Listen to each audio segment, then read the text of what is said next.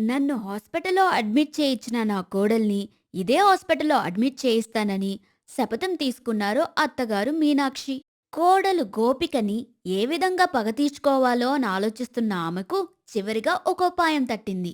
అదేంటంటే గోపిక కూర్చునే చోటు టపాకాయల్ని పెట్టి పేల్చేయడమే. నేను కూర్చున్నప్పుడు ఏ విధంగా అయితే టపాకాయలు పేలేలా చేసిందో అదేవిధంగా నేను కూడా టపాకాయలు పేలేలా చేస్తాను అని మనసులో మళ్ళీ మళ్ళీ అనుకుంది. కొద్ది రోజుల్లోనే హాస్పిటల్ నుండి డిశ్చార్జ్ అయ్యి ఇంటికి వచ్చారు. ఏంటత్తయ్యా, అంతలోనే మిమ్మల్ని డిశ్చార్జ్ చేసేశారా? హాస్పిటల్లో ఏదైనా అతి చేసుంటారు, అందుకే మిమ్మల్ని తరిమేసుంటారు అలా అని వెక్కిరింపుతో చెప్పింది. చెప్తావే చెప్తావు, ఇది చెప్తావు, దీనికి పైన చెప్తావు. టపాకాయల్ని పేల్పించి నన్ను హాస్పిటల్లో అడ్మిట్ అయ్యేలా చేశావు కదా, ఉండే ఉండు, నీకుంటుందిప్పుడు అలా అని మనసులో అనుకున్నారు మీనాక్షి. కానీ గోపిక దగ్గర ఏం చెప్పలేదు, మౌనంగా ఉన్నారు. ఏంటి, మా అత్త మారిపోయిందా? ఈమె మారిపోయే మనిషి కాదే. నేను 4 మాటలంటే 40 మాటలు అనే మనిషి కదా. ఎందుకింత మౌనంగా ఉన్నారు? పులి వెనకడుగు వేసేది వేటాడడానికే కదా. అలాగే మా అత్త మౌనంగా ఉన్నారంటే ఏదో గట్టిగా నా కోసం ప్లాన్ వేస్తున్నారని అర్థం. ఇక మీదటే కాస్త హుషారుగా ఉండాలి అలా అని మనసులో అనుకుంది గోపిక. ఒకరోజు అత్తగారు మీనాక్షి బయట మార్కెట్‌కెళ్ళేసొచ్చారు. వచ్చేటప్పుడు ఒక బీన్ బ్యాగ్ తీసుకొచ్చారు. ఆ బీన్ బ్యాగ్‌ని హాల్‌లో తీసుకొచ్చి పెట్టారు. వాళ్ళబ్బాయిని పిలిచారు. అరే రమేషా! రమేషా! ఇక్కడికి రారా! ఏమ్మా! ఏంటి విషయం చెప్పండి అలా అని అడుగుతూ అక్కడికొచ్చాడు రమేష్. అతనెనకాలే గోపిక కూడా వచ్చింది. ఇదిగో చూడ్రా, ఇది నేను కొనుక్కొచ్చిన బీన్ బ్యాగ్. దీని మీద నేను మాత్రమే కూర్చుంటాను. నువ్వు లేదా నీ పెళ్ళాం ఎవరైనా కూర్చుంటే మాత్రం బాగోదు చెప్పేశాను. ఎవ్వరైనా కూర్చునేది చూశానంటే అంతే, ఏమీ లేకుండా చేసేస్తాను చెప్పేశాను అలా అని ఖచ్చితంగా చెప్పారు. అమ్మా, ఇంక చెప్పేశారుగా, నేను కూర్చోను, నా భార్య కూర్చోదు. చాలా అలా అని చెప్పిన రమేష్ తన భార్యని చూసి, ఇదిగో చూడుమా, అమ్మ చెప్పింది వినిపించిందిగా, ఈ బీన్ బ్యాగ్‌లో తను మాత్రమే కూర్చుంటుందంట. నువ్వు పొరపాటున కూడా కూర్చోకు, సరేనా? అలా అని చెప్పారు. అందుకు గోపిక, "హ్మ్, సరేనండి" అని చెప్పింది. నిజం చెప్పాలంటే అదసలు బీన్ బ్యాగే కాదు. బయట చూడ్డానికి మాత్రమే అది బీన్ బ్యాగ్. కానీ ఆ బీన్ బ్యాగ్ లోపలున్నది టపాకాయల బండిల్. టపాకాయల్ని పేల్చేలా చేసి తనకు జరిగిన అనుభవాన్ని గోపికకు రుచి చూపించాలనుకున్న మీనాక్షి బీన్ బ్యాగ్ లోపల టపాకాయల బండిల్ పెట్టి తీసుకొచ్చారు. ఆ బీన్ బ్యాగ్ పైన గోపిక కూర్చునే సమయం చూసి బీన్ బ్యాగ్ లోపలున్న టపాకాయల్ని పేలేలా చేయడమే ఆమె ప్లాన్. ఊర్కెనే బీన్ బ్యాగ్ కొనిపెట్టానంటే గోపిక వచ్చి కూర్చోదు. అదే ఇది నా బీన్ బ్యాగ్, దీంట్లో ఎవ్వరొచ్చి కూర్చోకూడదని చెప్తే కావాలనే వచ్చి కూర్చుంటుంది. అదొచ్చి కూర్చున్నప్పుడు బీన్ బ్యాగ్‌లో ఉండే టపాకాయలకి నిప్పు పెట్టాల్సిందే. అలా అని అనుకున్నారు మీనాక్షి. గోపిక ఎప్పుడు హాల్‌కొచ్చినా అప్పుడు తను ఏం చేస్తుంది? బీన్ బ్యాగ్‌లో వచ్చి కూర్చుంటుందా అని తొంగి చూసేవారు మీనాక్షి. కానీ ఇప్పటి వరకు గోపిక ఆ బీన్ బ్యాగ్‌లో కూర్చోనే లేదు. ఒకరోజు మీనాక్షి బయటికి వెళ్లారు. కొద్దిసేపటి తర్వాత ఇంటికొస్తే ఆ బీన్ బ్యాగ్ పైన గోపిక కూర్చొని టీవీ చూస్తూ ఉంది.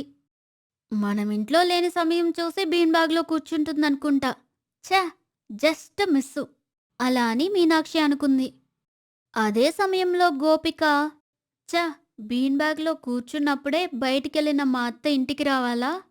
ఇప్పుడు ఏం చెప్తారో తెలియట్లేదే అలా అని మనసులో అనుకున్న ఆమె వెంటనే బీన్ బ్యాగ్ పైనుండి లేచి వేరే గదికెళ్దాం అనుకుంది.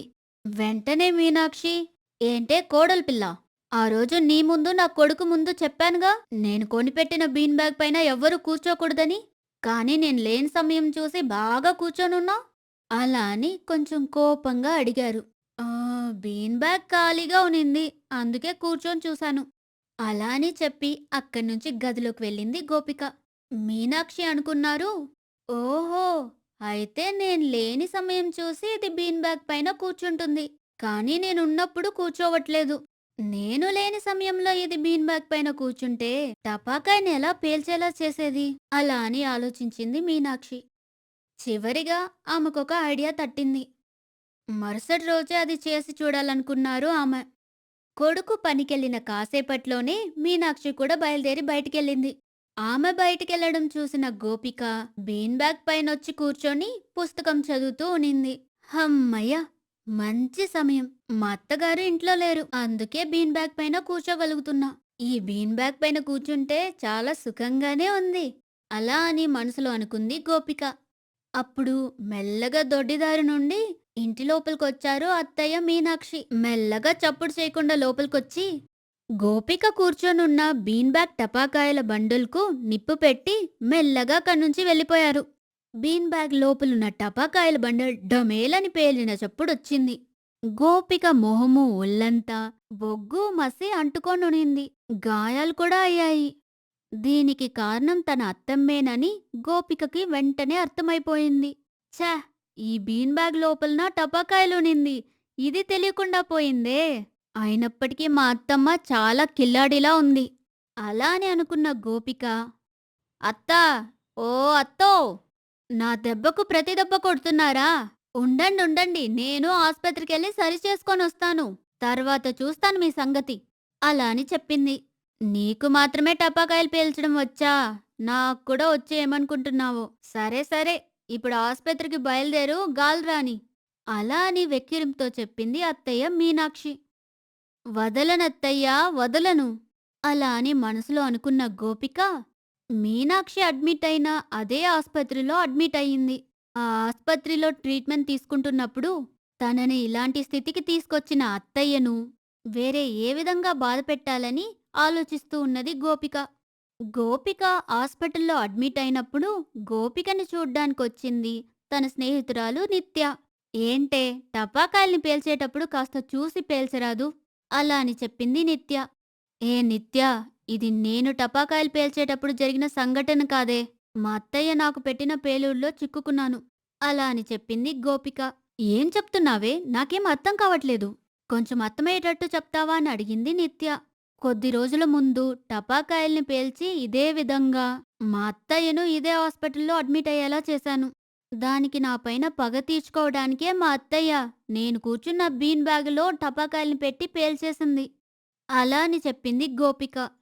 ఏం చెప్తున్నావే? మీ అత్తయ్య పెద్ద టెర్రర్ పార్టీలా ఉందే. నువ్వు కూడా మీ అత్తయ్యకి చాలా టఫ్ ఇస్తున్నట్టున్నావు. మీ అత్తయ్యతో కంపేర్ చేసుకుంటే మా అత్తయ్య ఎంతో మేలు. అలా అని చెప్పిన నిత్య, అవును, నిన్నీ స్థితికి తీసుకొచ్చిన మీ అత్తయ్యను ఇప్పుడు నువ్వేం చేస్తావ్? అలా అని అడిగింది. అందుకే మా అత్తయ్యకి ఇంకేదైనా పెద్ద బహుమతివ్వాలని ఆలోచిస్తున్నాను. నాకు నయమవగానే మా అత్తయ్యకు చాలా ప్రేమతో ఒక మంచి బహుమతివ్వాలి. దానికేదైనా ఐడియా ఉంటే చెప్పు. అలా అని చెప్పింది గోపిక.